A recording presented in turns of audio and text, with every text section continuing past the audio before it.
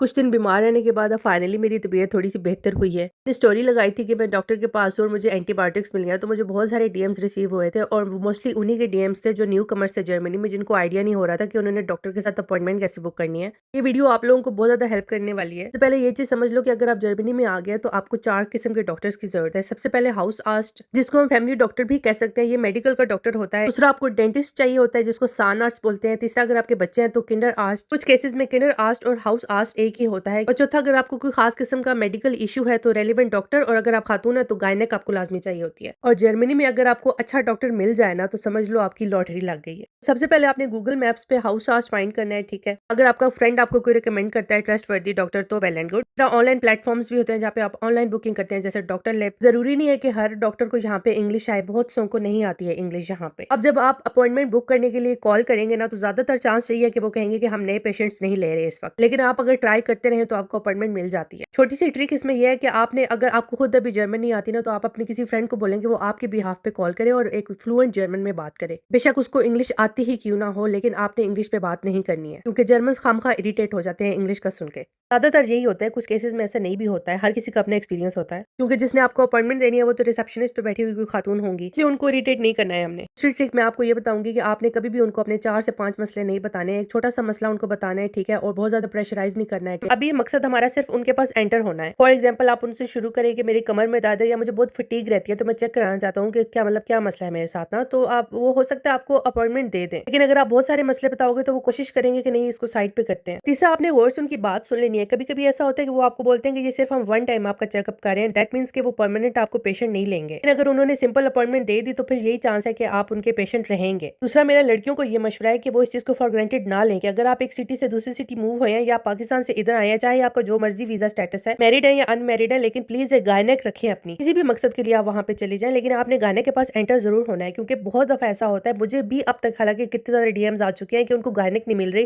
क्योंकि उन्होंने टाइम पे बुक नहीं की भी होती है, और जब वो प्रेग्नेंट हो जाती है तो उनको गायनेक को ले नहीं रहा होता, नया पेशेंट कोई भी नहीं ले रहा होता।